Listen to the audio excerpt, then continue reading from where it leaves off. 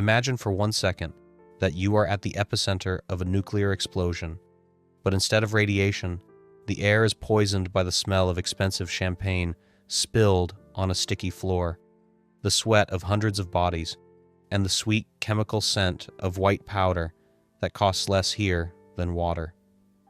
The calendar reads October 5th, 1985. The clock hands show 04:15 a.m., and you are standing in the darkest heart of Europe, in Munich, at the infamous Henderson Club, which locals call the anteroom of hell.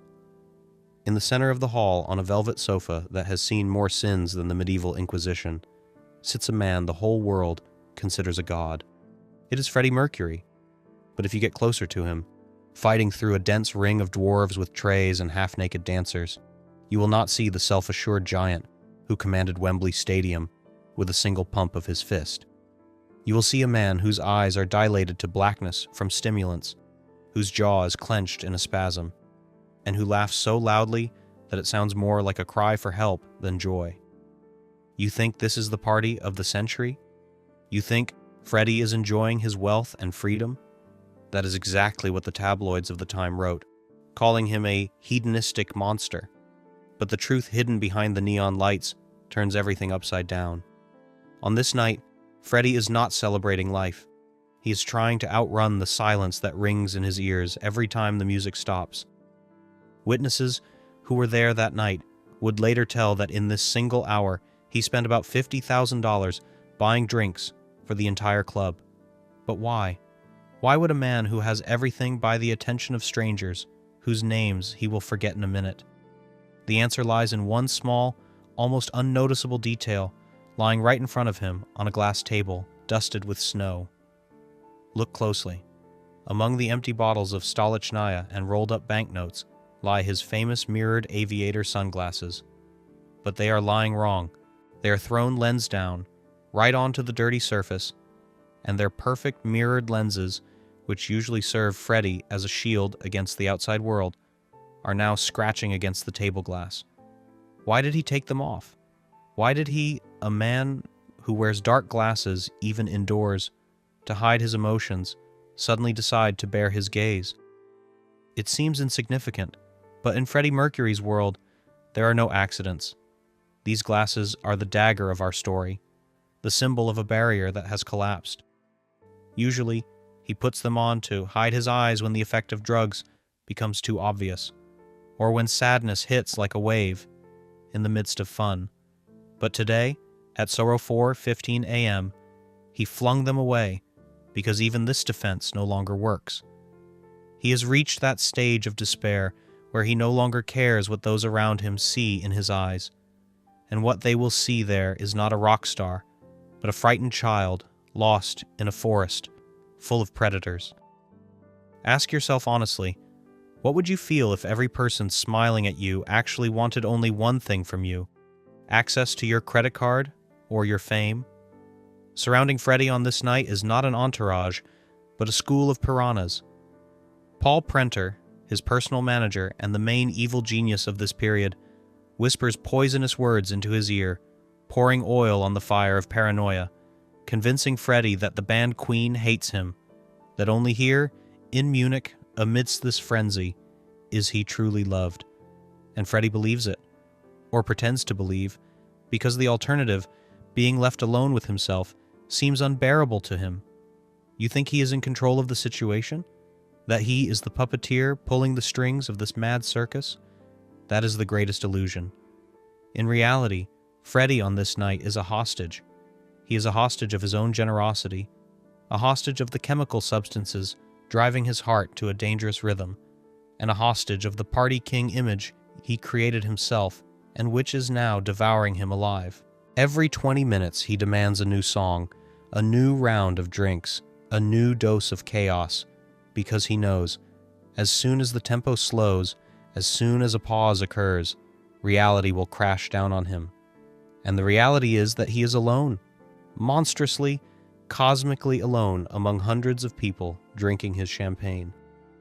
But why did this particular night, October 5th, 1985, become the point of no return? What happened in these pre-dawn hours that forced him to take off his protective glasses and look into the abyss with open eyes? The viewer expects a fight or an overdose to happen now, but the drama unfolds more subtly and terrifyingly. At some moment, through the roar of bass and drunken laughter, Freddie catches the gaze of a random guy at the bar, young, handsome, with clear eyes, who is simply looking at him, not with admiration, not with greed, but with pity. And this look pierces Freddie's armor harder than a bullet. He suddenly sees himself from the outside, sweaty, shaking, surrounded by flatterers and parasites, a man trading his divine talent for a cheap high. In this second, the soap opera of his life takes a sharp turn. He realizes that Munich is not his kingdom, it is his scaffold, and that these people around him are not his subjects, but his executioners, who will gladly watch him burn as long as the fire is bright. He reaches for his glasses to hide again, to close himself off from this terrible truth, but his hand freezes. He leaves them lying lens down. He decides to look, and what he sees in the next few minutes, as the party reaches its grotesque peak, will force him to make a decision that will either kill him or save him, but he will never leave this club the same again.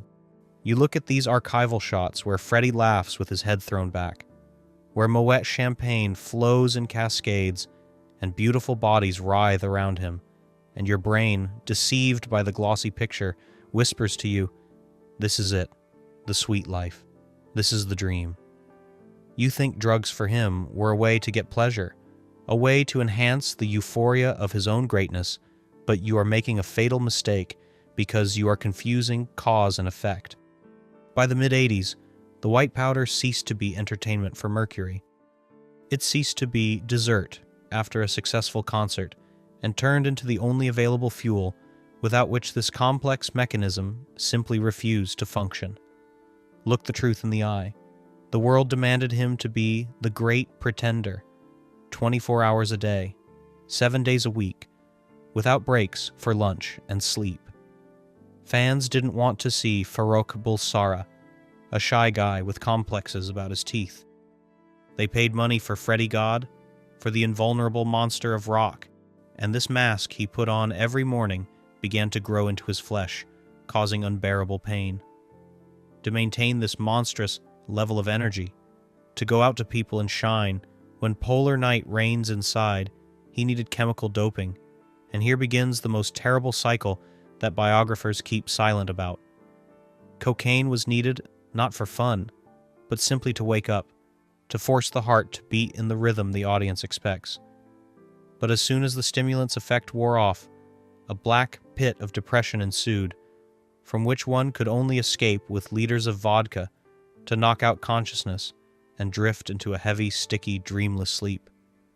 And so, in a circle, day after day, week after week, you think this is hedonism? No, this is hard labor on the galleys of one's own image, where your own fame acts as the overseer. But let's dig deeper, to where it gets truly scary. Everyone considered Munich his personal paradise, a city of freedom where he could be himself.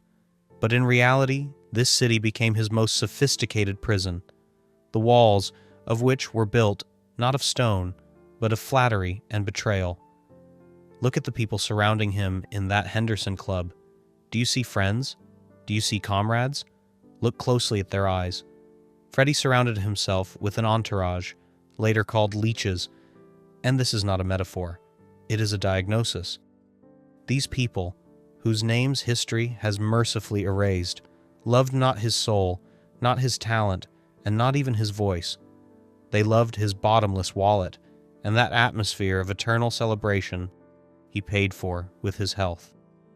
They poured for him when he wanted to stop. They slipped him things when he tried to sober up.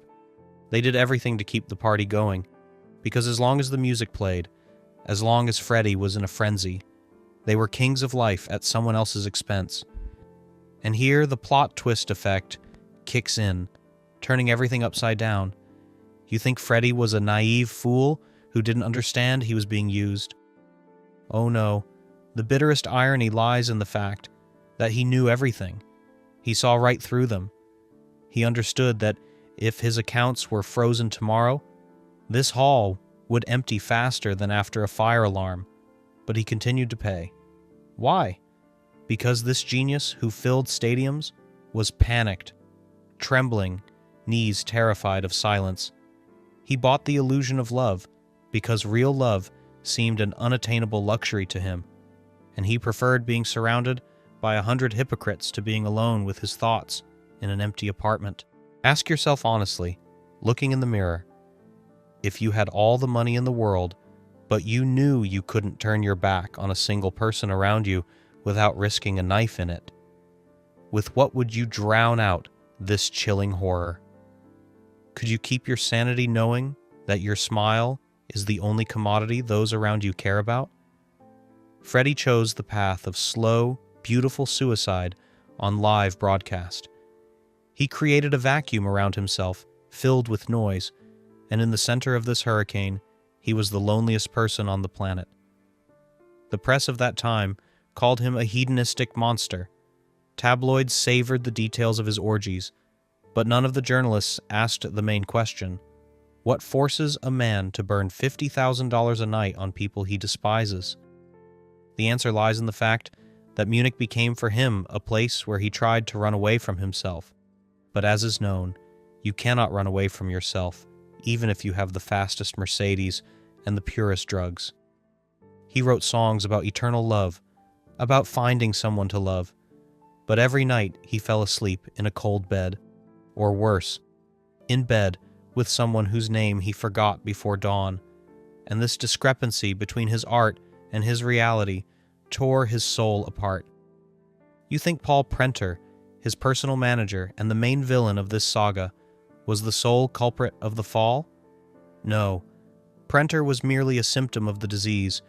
He was the one whispering in Freddie's ear what he wanted to hear. You are a god. They don't deserve you. Only you and I understand this life. It was a sweet lie that isolated Mercury from real friends, from the band Queen, from family, turning him into a hostage of his own entourage. Brian May and Roger Taylor tried to reach him. They flew to Munich but hit a wall of bodyguards and dealers guarding their cash cow from any outside interference. Freddie found himself in a situation where salvation was perceived as a threat and poison as medicine. Every morning began with fighting a hangover and shame, but by evening, when the neon lights lit up, he would put on those mirrored glasses again, hiding red, inflamed eyes behind them, and step onto the nightclub arena to play the role that was killing him. It seemed there was no exit. It seemed this carousel of madness would spin until his heart stopped, but precisely at the moment when the darkness thickened to the limit, when he was ready to dissolve into this chemical fog forever, an event occurred that made him freeze over the abyss. One night, when the clock hands in Musicland Studios past 4 a.m, and the neon hum of Munich remained somewhere behind thick, soundproof walls, the party finally ended. But it wasn't the finale you are used to seeing in movies. Usually, we imagine the star falling onto the sofa, surrounded by beauties, laughing and finishing champagne. But the reality hidden behind closed doors looked like a scene from a horror movie where the monster is silence. The friends, those very leeches we spoke of, crawled away to their holes as soon as the snow ran out, leaving Freddie alone with the most terrifying enemy he had been trying to outrun for years, himself. Have you ever heard what absolute silence sounds like after 24 hours of continuous noise? It is not peace. It is physical pain. A silence so dense and vacuum-like hung in the studio that one could hear the tubes in the mixing console humming and water dripping in the far corner of the room, and every such sound hit Freddie's exposed nerves like a hammer on an anvil. He was left alone, completely alone in a huge hall filled with equipment worth millions, but unable to give him the main thing, an answer to the question of who he is when the lights go out. Freddie walked up to the grand piano, a black, shiny monster that had always been his only faithful lover. He wanted to strike a chord, wanted to pour his soul into music as he had done hundreds of times before, but then something happened that made him freeze in horror. His hands, those divine hands that wrote Bohemian Rhapsody, that commanded stadiums with a single wave, were now shaking so badly he physically couldn't press the keys. Can you imagine this level of fall? The greatest pianist of rock, a one-man orchestra, looks at his fingers, and they don't obey him. They live their own life, twitching in convulsions from chemical exhaustion and withdrawal.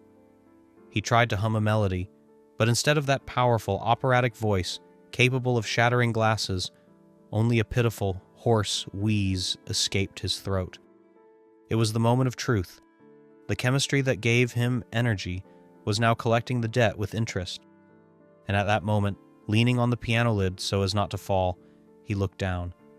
The black lacquer of the instrument acted as a perfect, ruthless mirror. What did he see there? You think he saw the king? The legend? No. From the black depths, an old man looked back at him. The face was gray, gaunt. Shadows under the eyes lay so deep it seemed the skull was already showing through the skin. The pupils were dilated so much the iris was almost invisible. 2 black holes leading nowhere. This was not Freddie Mercury. This was Farrokh Bulsara, a boy lost in the labyrinth of his own fame and now dying before the eyes of his reflection. Here, the soap opera effect kicks in, breaking your expectations. Any other rocker in such a situation would smash the piano, hurl a bottle at the wall, throw a tantrum. We expect an explosion. We expect anger, for anger is a defense mechanism. But Freddie didn't scream. Instead, he made a move that scares more than any scream. Slowly, as if in a dream, he reached for the edge of the console where those mirrored aviator glasses lay, his armor, his mask, his dagger we spoke of at the beginning. His hand hovered over them. One thought pounded in his head. Put them on. Hide. Become cool again. If you put on the glasses, you won't see those terrible eyes in the reflection. You will become Freddie again. It was the devil's temptation, to return the comfortable lie, to close off reality behind mirrored lenses, and continue this deadly marathon until the heart stops completely. You look at this trembling hand and mentally scream at him, "Don't do it!" But you realize he has almost no strength left to resist. The silence in the studio became deafening. The air seemed to thicken into jelly. He held the glasses in his hand, feeling the cold of the metal and the smoothness of the glass. It was a moment of choice between life and death, but not physical, spiritual. If he puts them on now, in this empty room where there are no spectators, it will mean the mask has fused to his face forever, that Freddie the man is finally devoured by Freddie the idol. He brought them to his face, and froze. Suddenly, in that mirror reflection of the glasses he held before him, he saw the distorted perspective of the studio. He saw a cage, a golden, expensive, velvet-lined cage in which he had locked himself voluntarily. He realized a terrible thing. These glasses didn't protect him from the world. They protected the world from his pain. They were a wall from behind which no one could hear his cry for help. And as long as they are on him, no one will come, no one will save him, because everyone thinks the king is fine. His breath hitched. His heart pounded somewhere in his throat, skipping beats. He stood on the edge of a precipice, and the abyss looked at him through his own dark glasses. The viewer's emotions at this moment should be at the limit. You feel his despair, his loneliness. You almost physically feel that cold sweat on your back. He didn't put them on, but he didn't put them back either. His fingers tightened on the temples with such force that his knuckles turned white. It was that visual silence before the storm, a second of absolute stasis when the universe holds its breath, waiting to see which way the pendulum of the planet's greatest vocalist's fate will swing.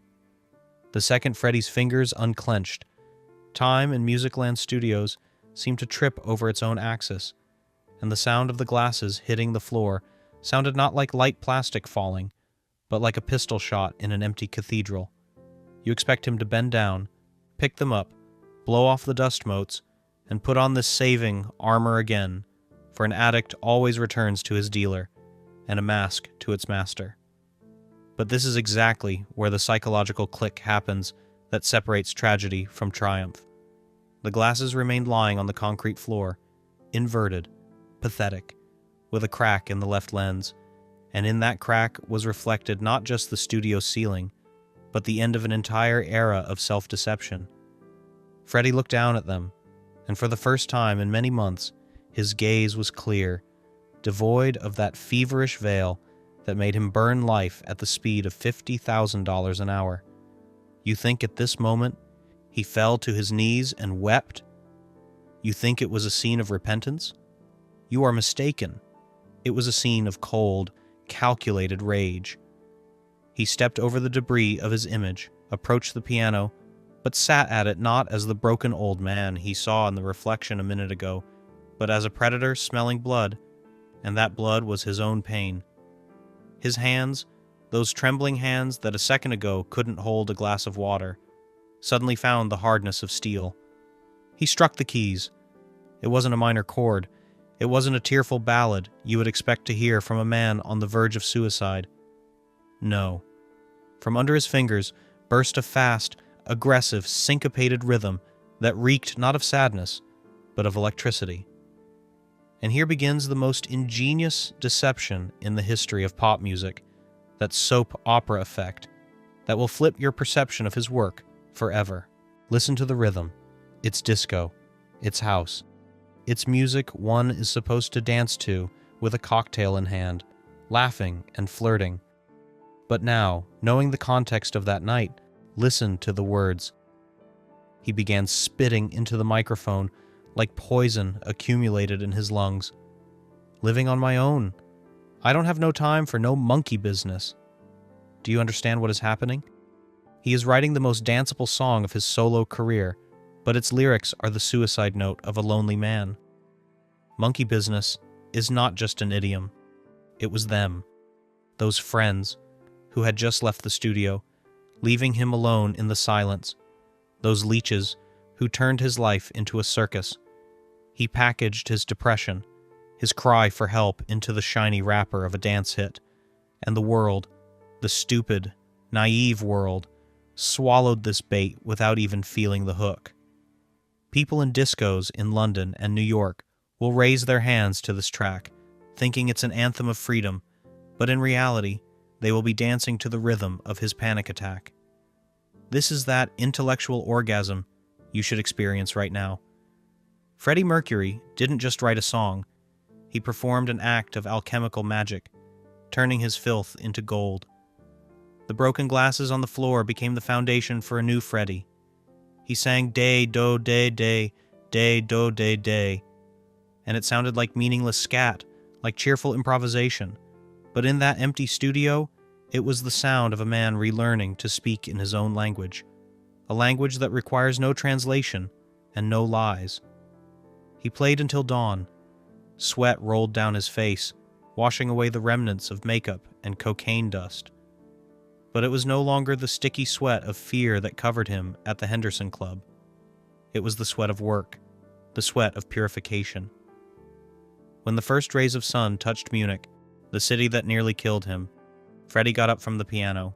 He was exhausted, his body ached, but inside him, that nuclear reactor which seemed extinguished forever had reignited. You think he quit drugs immediately? You think he walked out of the studio a saint? No, life is not a Hollywood movie, and addiction doesn't disappear with a snap of fingers. But that night something more important happened. He remembered who he was. He remembered he is not the great pretender, not a wallet on legs, and not a toy for the press.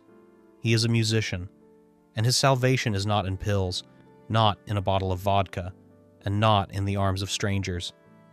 His salvation is in these 88 black and white keys. That dagger, the mirrored glasses, remained lying on the floor like a shed snake skin. Leaving, he didn't even look at them. He stepped over them, and this step became the first step away from Munich, away from this swamp, back to London, back to Brian, Roger, and John, back to the family he almost lost. That night in Musicland Studios, Freddie the victim died and Freddie the Legend was resurrected. It was this moment of loneliness and despair that became the fulcrum, which months later would allow him to step onto the Wembley Stadium stage during Live Aid. Have you seen that performance? Have you seen how he controls 70,000 people with a single hand movement? Now you know the secret of that power. It was born not of confidence. It was born from the fact that he went through the hell of loneliness in Munich, looked into the abyss, broke his glasses, and decided that never again, do you hear, never again would he let silence defeat his voice. He survived in that studio to later, years later, force the whole world to sing along with him, drowning out his own loneliness with a chorus of millions of voices, and that was his main, cruelest, and most beautiful revenge on fate. The music cuts off mid-note, the screen goes dark, and in this ringing vacuum silence that ensues after the last keystroke, you are left alone with a close-up of Freddie's eyes devoid of those mirrored glasses he left lying on the floor of the Munich studio. In this gaze, you seek relief, you seek a happy ending, for we are used to the hero defeating the dragon and walking into the sunset. But life is not a Hollywood script, and what you see in his eyes now is not triumph, but the deep, age-old fatigue of a man who has just looked into the abyss and realized it is looking back at him. You think the story ended the moment he walked out of the studio? You are mistaken. Right now begins the cruelest part of this thriller, because the demons of Munich didn't disappear. They just hid in the shadows, waiting for the moment to present the bill, and this bill will turn out to be unbearable, even for a king. Let's rip off the Band-Aid and look at the scars this era left. We admire the song Living on My Own. It became the anthem of loners. People danced to it at weddings and in clubs. But do you feel that chilling cold of irony permeating every bar of this hit? The cruelest joke of fate is that this track, written in a moment of absolute despair and narcotic loneliness, became a massive hit only after his death in the 1993 remix. The world danced to the rhythm of his panic attack. The world had fun to his cry for help, packaged in an upbeat beat, and therein lies the whole paradox of Freddie. He turned his pain into our pleasure, burning so he could keep warm. But here arises a question that should make your brain boil with indignation and doubt. Was this magic worth such a price? We are used to romanticizing the image of the cursed poet. We say suffering is necessary for great art, that without Munich, without these leeches, without cocaine marathons, and Paul Prenter's betrayal, we would never have received that depth and anguish that sound in Queen's later albums. You want to believe this was a necessary stage, that the dirt was fertilizer for the flowers of his genius. But let me flip this chessboard and show you the other side of the coin, which will make you feel uneasy. Imagine for a second an alternate reality. A reality where Freddie doesn't waste 5 years of his life on self-destruction in Germany. A reality where he doesn't burn his health in the furnace of round-the-clock parties trying to drown out the silence. How many more songs could he have written? How many operatic masterpieces did we lose because his brain was clouded by chemicals and his time was stolen by people not worth a fingernail on his pinky? You think drugs gave him inspiration, but what if they, on the contrary, stole it? What if Living on My Own is not the pinnacle of his work, but merely a shard of the greatness he could have created if his mind were clear? This thought begins to corrode your certainty like acid. Perhaps we, the audience, are accomplices to this crime because we demanded a show from him. We demanded he be the bad guy, and he killed himself to meet our expectations. Look at these lost years soberly, without the rose-colored glasses of fan love.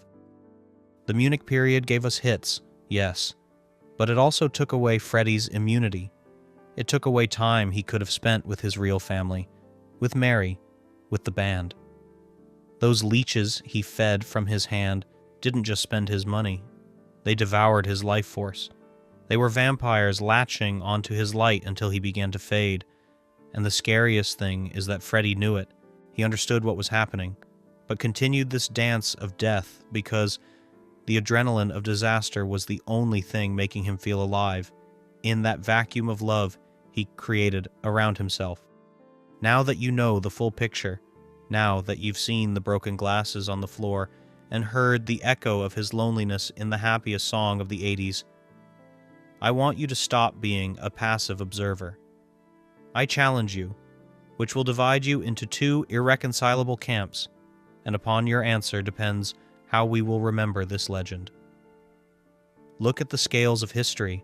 On one side, masterpieces born in agony, that very anguish that gives you goosebumps, and the image of a rock and roll martyr who lived at full speed and burned out like a supernova. On the other side, 10 years of stolen life, ruined health, and hundreds of unwritten songs that vanished in the fog of Munich dawns. Was this period of self-destruction necessary fuel for his genius, that very entry fee to the pantheon of gods every great creator must pay? Or was it a senseless, tragic loss, and these friends and substances simply robbed humanity, depriving us of the chance to see a mature, wise Freddie who could have created for decades more? Does genius require sacrifice, or was this sacrifice in vain? Is pain a mandatory ingredient of greatness, or is it a lie we invented to justify the tragedies of our idols? Go down to the comments right now. Don't write platitudes. I want to know your truth. Whose side are you on in this war of art against life? Write your verdict, because this debate is more important than it seems, and I will read every word to understand who you really are.